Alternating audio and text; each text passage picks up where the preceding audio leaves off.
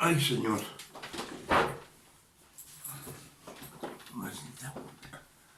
Ahora.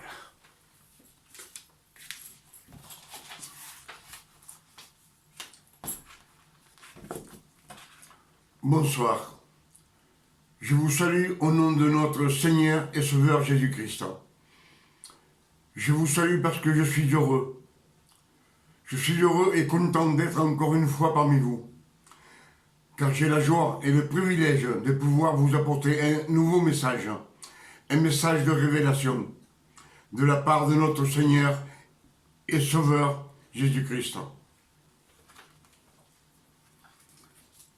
Que ce message vous bénisse. Ce que je vais vous parler aujourd'hui, c'est vrai que jusqu'à maintenant j'étais un peu péjoratif, vous montrant du doigt. Mais quand on parle du Seigneur, on ne peut pas obliger les gens à penser comme je pense. Je ne peux pas vous obliger à penser comme je pense. Mais ce que je vous demande, c'est, si vous regardez cette vidéo, c'est d'être attentif à la parole de Dieu. Et si vous pouvez le regarder une fois ou deux fois, là vous allez avoir des révélations. Parce que les yeux s'ouvrent quand on lit. Quand on lit la parole de Dieu, notre cœur s'ouvre à la parole. Et aujourd'hui,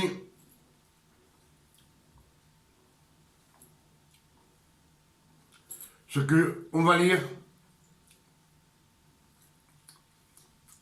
un verset de Galates 4. Et Dieu dit ainsi: aussi longtemps que l'héritier est enfant, je dis qu'il ne diffère en rien d'un esclave, quoi qu'il soit le maître de tout.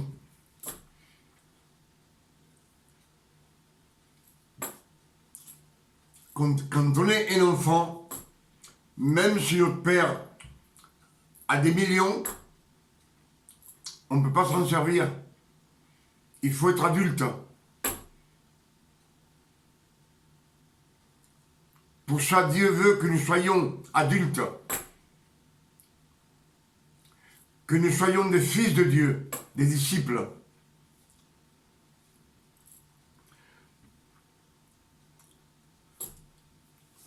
Et quand il est enfant, il est sous des tuteurs et des administrateurs. Il est gouverné. Le petit est toujours gouverné quand on est petit. Pour ça, il faut faire ci, il faut faire ça. Il faut faire ci, il faut faire ça. C'est la loi.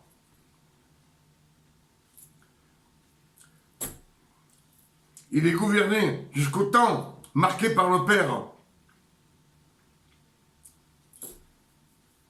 Jusqu'à ce que le Père dise: maintenant tu es adulte. Tout appartient.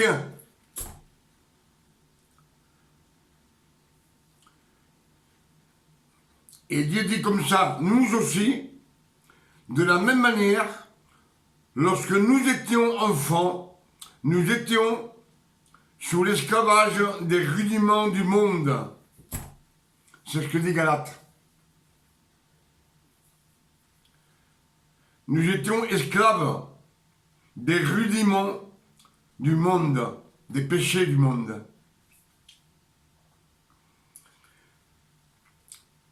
Mais lorsque les temps ont été accomplis, Dieu envoya son Fils, né d'une femme, né sous la loi, afin qu'il rachètât ceux qui étaient sous la loi, afin que nous recevions l'adoption, l'adoption de fils de Dieu. Et parce que vous êtes fils, Dieu a envoyé dans nos cœurs l'esprit de son Fils, lequel crie Abba Père. Abba, Papa. Ainsi, vous n'êtes plus esclaves, mais fils. Et si tu es fils, tu es aussi héritier par la grâce de Dieu. Amen. Alors ce qu'il nous dit là, c'est, on voit bien que Dieu, quand les temps ont été accomplis, il a envoyé son Fils mourir sur la croix pour nous, afin qu'il puisse racheter tous ceux qui étaient sous la loi. Mais ça, c'est pour le passé, pour le présent et pour le futur, qu'il nous a rachetés.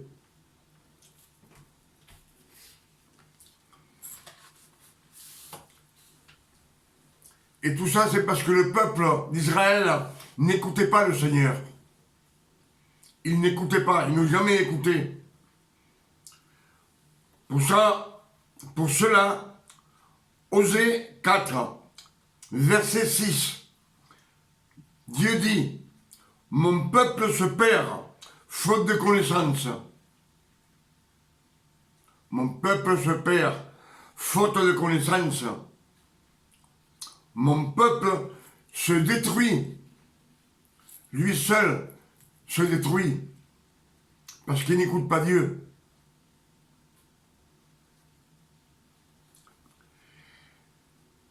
Ésaïe 55, verset 2. Ésaïe 55, verset 2. Pourquoi travaillez-vous pour ceux qui ne rassasient pas? Des efforts qu'on fait, qui ne servent à rien.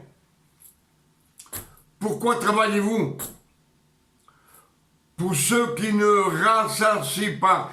C'est-à-dire tous les efforts qu'on peut faire.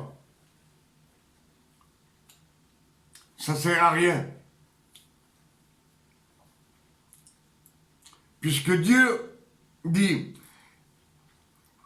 Ésaïe 44, verset 22, j'ai effacé comme un nuage épais vos transgressions.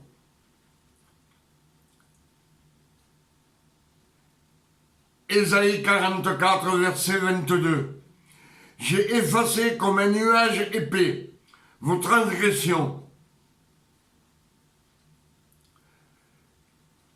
J'ai effacé comme une nuée vos péchés.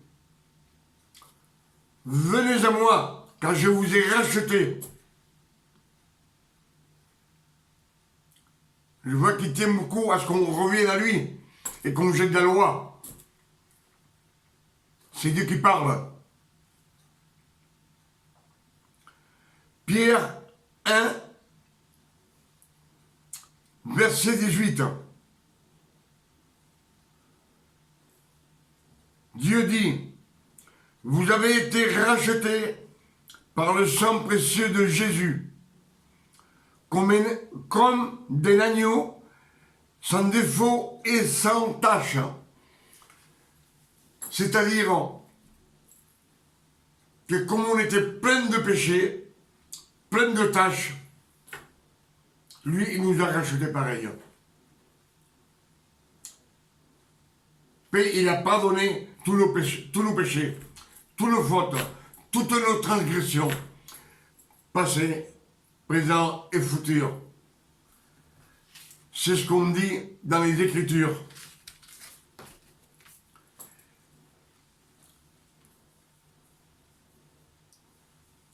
Je pense que vous comprenez ce que je dis.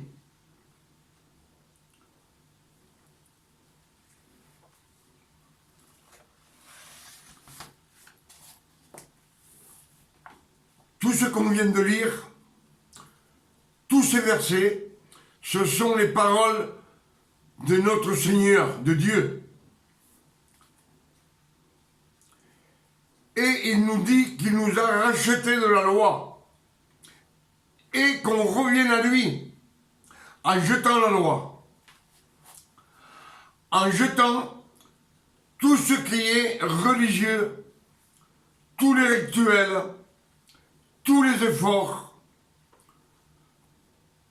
toutes nos coutumes, tout ce que nous dit de faire des efforts, il faut le jeter.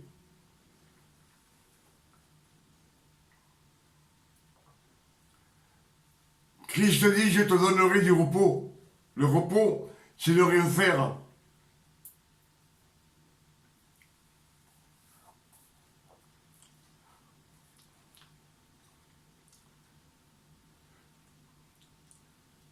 Quand vous demandez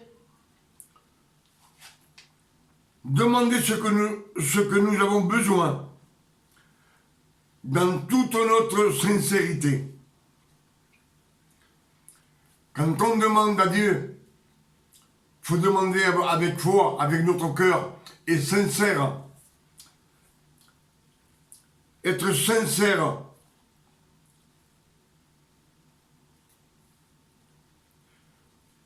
De fils à père, ou de fille à père. Demandez. Dieu n'aime pas les flatteries, ni les belles paroles. Il n'aime pas qu'on se mette à genoux non plus, pour lui. Ni qu'on jeûne.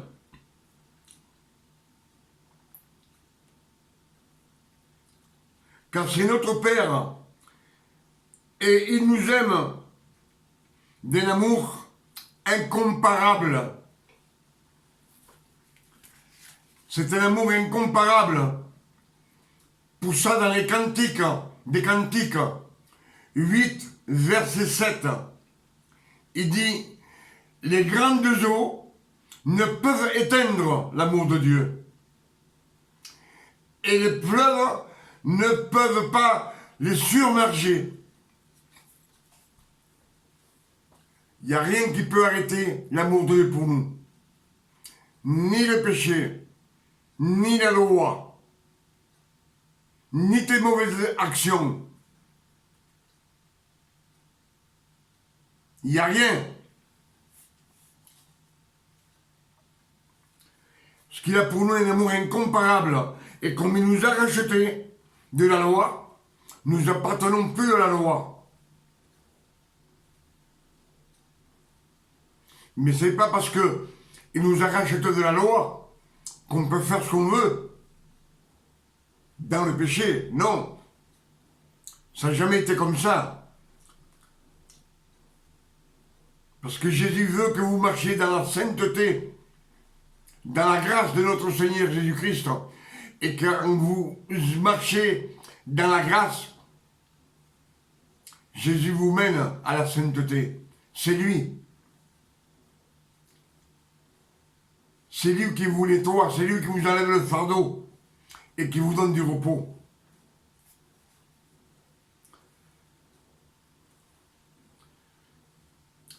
Parce que nous sommes ses fils, nous sommes fils de Dieu. Si nous sommes fils de Dieu, nous sommes princes, des princes. Et on doit se comporter comme tel.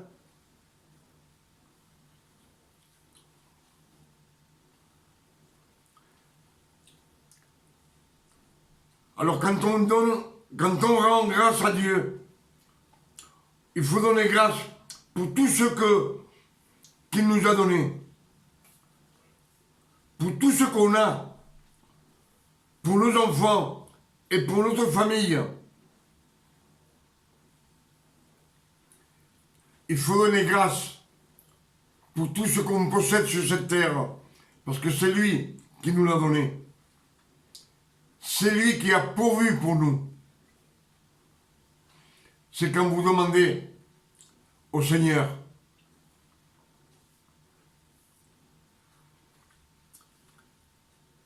quand vous péchez, confessez vos péchés. Il faut les confesser, mais pas en demandant pardon.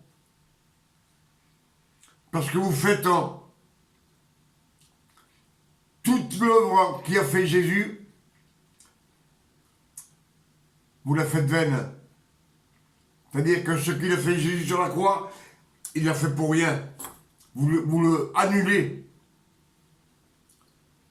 Pour ça, quand vous péchez, vous confessez vos péchés, vous dites, Père, j'ai péché. Mais je te rends grâce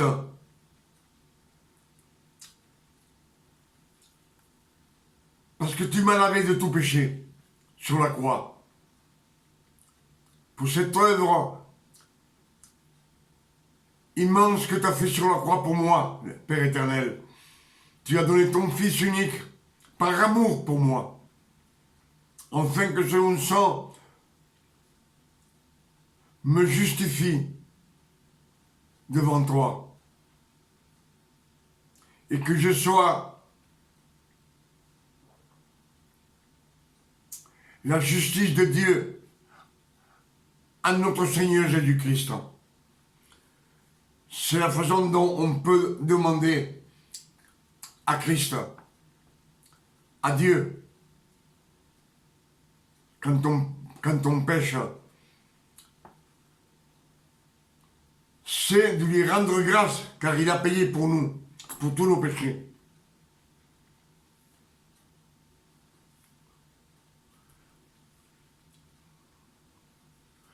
Tout ce que Jésus a fait pour nous sur la croix,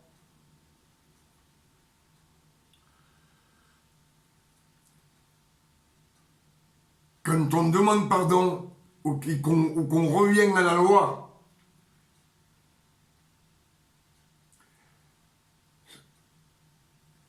Dieu ne veut pas de ces choses religieuses, ni rituelles, les efforts qu'on veut faire, nous, pour arriver à voir la gloire de Dieu. Dieu n'en veut pas.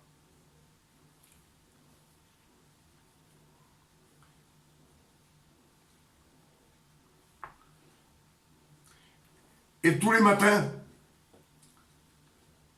chaque jour que se lève le soleil, le matin, présentez ce jour à Dieu, au Père éternel.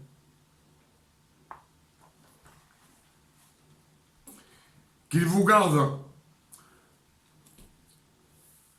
chaque jour de bon matin. Levez-vous et demandez à Dieu qu'il vous garde dans sa main.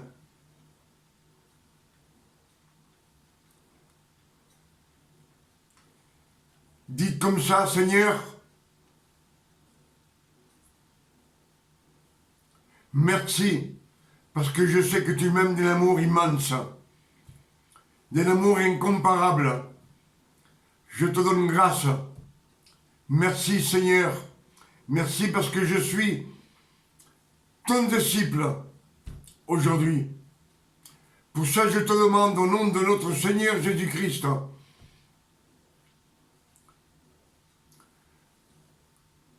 que tu nous prépares le chemin de cette journée afin qu'on n'ait aucune embûche.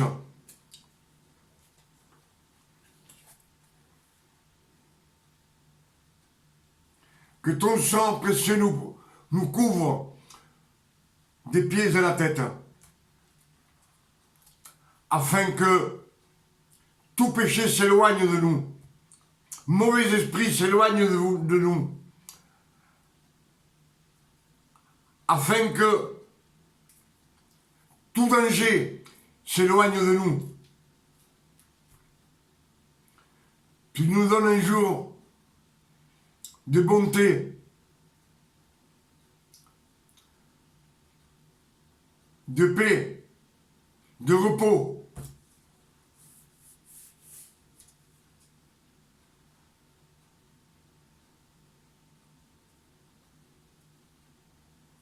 et rends grâce parce qu'il nous donne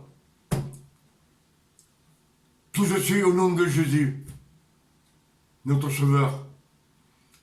Et demander encore qu'il nous donne ce que nous avons besoin pour affronter cette journée qui vient, qui se présente à moi. Et tout ça, demandez-le au nom de notre Seigneur Jésus-Christ.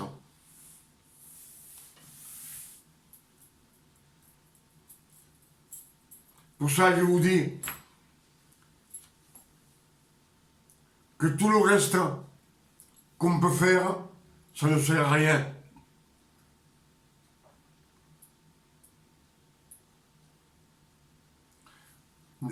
Dieu veut que vous lui rendiez grâce pour tout ce qu'il vous donne.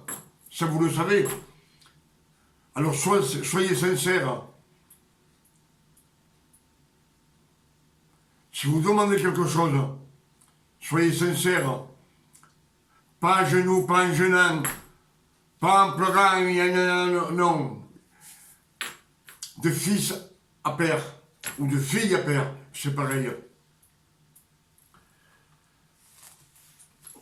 Je pense que je vous ai dit la bonne clé.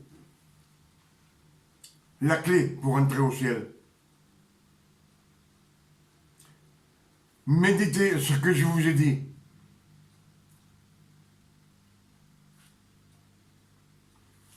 On ne peut pas pécher et demander pardon au Père, puisqu'il a payé pour nous. S'il a payé pour nous, tout ce qu'on peut faire, c'est lui donner merci, dire merci Père, rendre grâce, puisqu'il a déjà payé pour nous.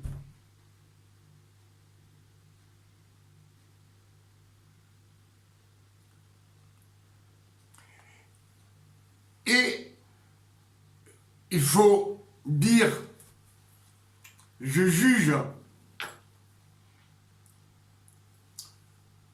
que mon âme n'a plus de péché. Mes péchés ont été effacés et jetés.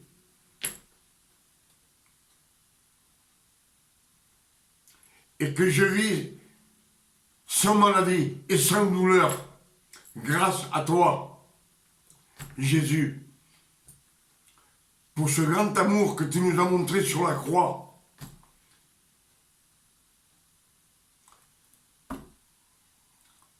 En tout cela que je vous ai dit, je pense que c'est la clé, c'est la bonne clé.